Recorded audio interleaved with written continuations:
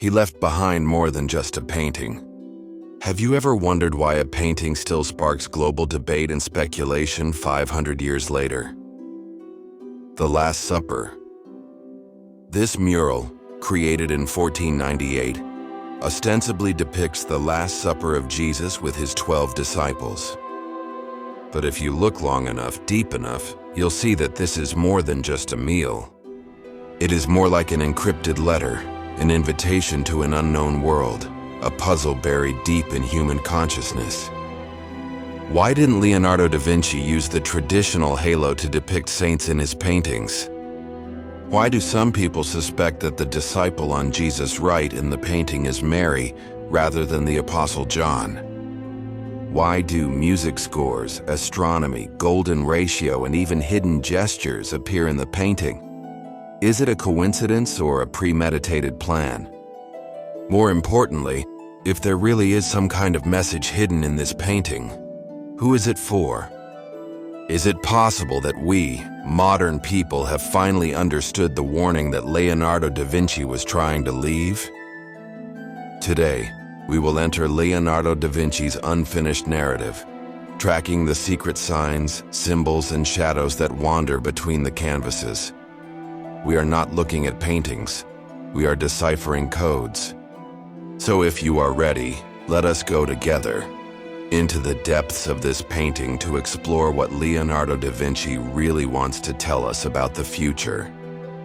Milan, Italy, 1495. The flames of war between city-states were still lingering, but the light of the Renaissance quietly awakened in the shadows. In the refectory of the monastery called Santa Maria delle Grazie, a silent genius sketched on the wall one of the most controversial paintings in history, The Last Supper. This is not an ordinary religious painting. It is a visual revolution that transcends doctrine and challenges tradition. Leonardo da Vinci did not choose the wet plaster technique commonly used in frescoes, but instead used a dry mixed pigment that he created, making the painting more delicate and easier to peel off.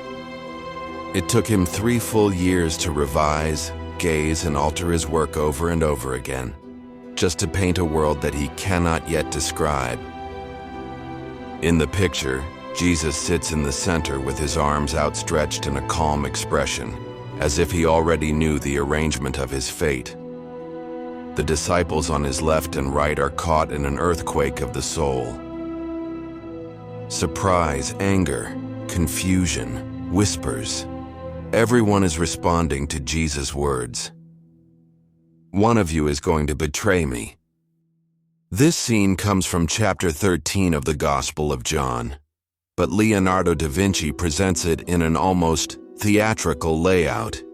He makes each character have emotions, actions, and even symbolic meanings. The disciples are divided into 4 groups of 3, forming a perfect triangular composition, while Jesus himself becomes the golden center of the picture, like the still point of the universe. The light source comes from outside the picture, as if the divine light is shining in from another dimension. However, is all this just visual beauty? No, more and more scholars, cryptographers, and historical researchers believe that. This painting not only depicts a religious scene, but also hides a complete symbolic code system. In the arrangement of food on the table, in the gestures of the characters, in the background outside the window, and even in the missing elements. Did you know? There is no Holy Grail in this painting. Yes, you heard it right. There is no container prominently depicted as the Holy Grail on the table in front of Jesus. Why did Leonardo da Vinci deliberately omit this holy object that symbolizes the blood of Christ? Or, the Holy Grail is not on the table at all, but is hidden in another form before our eyes. And this is exactly the core of the story that we are going to reveal in the next part. That night, Jesus said, "One of you will betray me." Leonardo da Vinci planted a visual bomb on the canvas that shocked future generations. Let's zoom in. Focus on the disciple on Jesus' right hand. He has a soft face, droopy eyelids, a delicate neckline, and long light blonde hair. His posture is not protesting, not angry, but a gentle, calm inclination. Is this really the image of the Apostle John? Dan Brown boldly proposed in The Da Vinci Code, "This is not John, but Mary Magdalene." His argument was once considered an exaggeration by a novelist, but when people actually compared Leonardo da Vinci's early sketches, portraits of Maria, and even anatomical drawings, more and more doubts emerged. If she is really Mary, why is she sitting at the right hand of Christ? And why is the V-shaped space between them so prominently embedded in the center of the picture?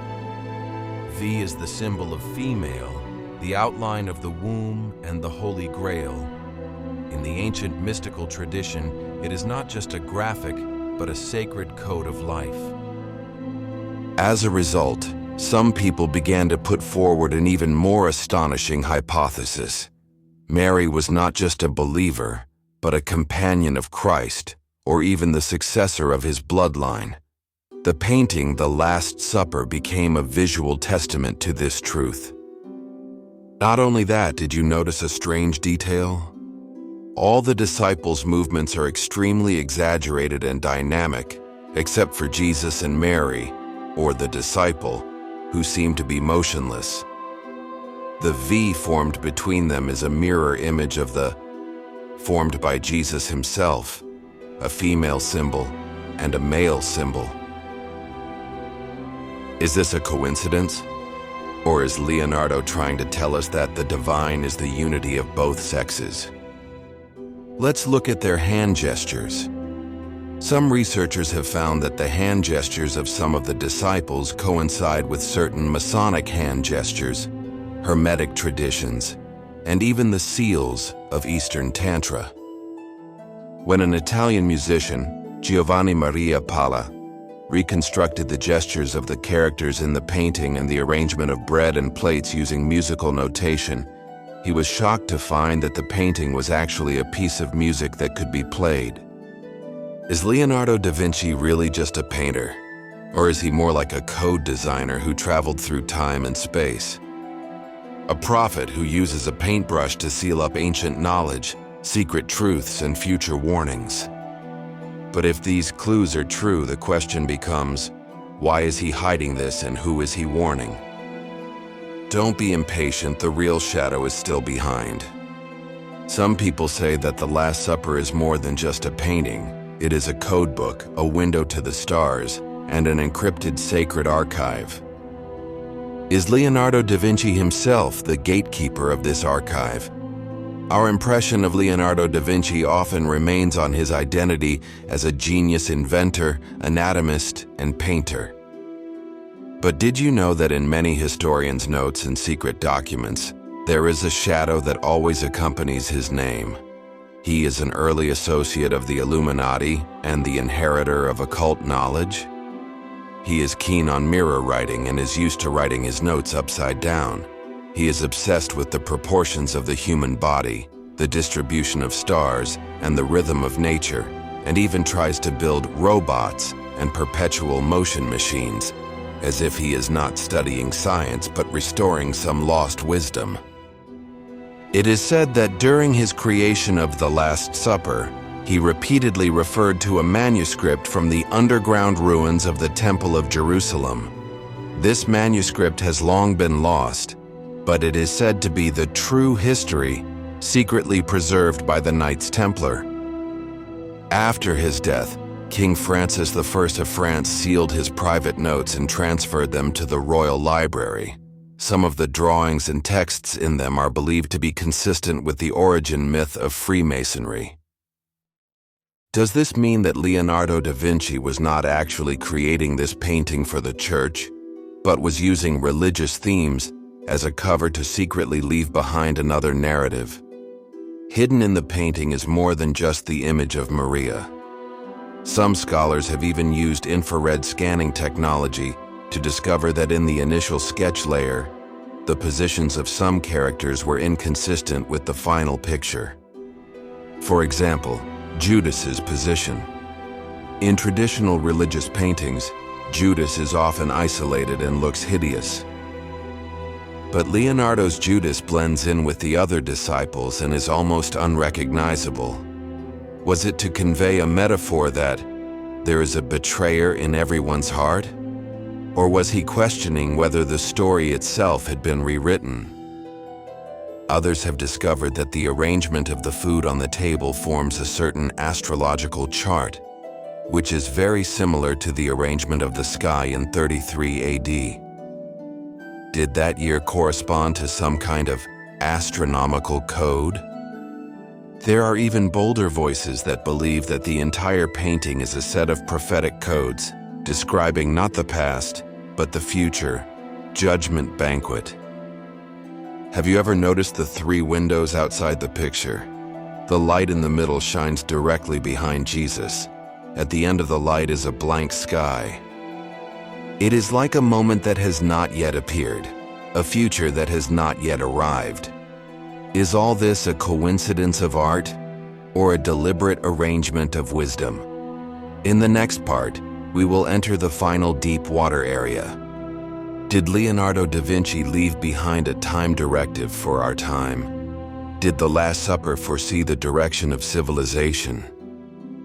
How to hide a countdown of time in a still mural? Perhaps Leonardo da Vinci had already given the answer. Let us return to the design of the 3 windows. They may seem ordinary, but in fact they constitute a triple perspective: the past, the present, and the future. The middle window shines direct light, hitting the back of Jesus' head, like a light of judgment. The windows on the left and right are blank. There are no cities, no scenery, and even no traces of time. In ancient mysticism, windows are often seen as portals to another dimension.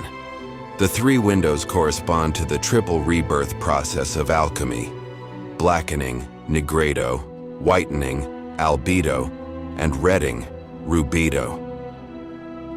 Isn't this just a painting, but a visual, symbolic map of the alchemical process of civilization? Let's look at the objects on the dining table. The 13 people sitting around and the food on the plates each symbolize something, and the empty bowl in front of Jesus seems to foreshadow some kind of ending that has not yet happened. 13 is the number of disciples, the death card in tarot, and the number of transformation. What Leonardo da Vinci buried here may not be death, but a question. When this Last Supper happens again, will we be sitting at the table or on the table? Let us look back at Leonardo da Vinci's era. The dawn of the Renaissance dispelled the fog of the Middle Ages. Science had just awakened, religious rifts deepened, and secret societies were active. Is our era today very similar to the echoes of that time? The interweaving of true and false information, the parallel awakening of consciousness and control, the frenzy of science, the crisis of faith. It seems that we are slowly approaching another great judgment banquet. A researcher has put forward a surprising view. The Last Supper is not a reappearance of historical events, but a cyclical warning. When human beings once again reach the critical point of betraying faith, denying divinity, and indulging in material things.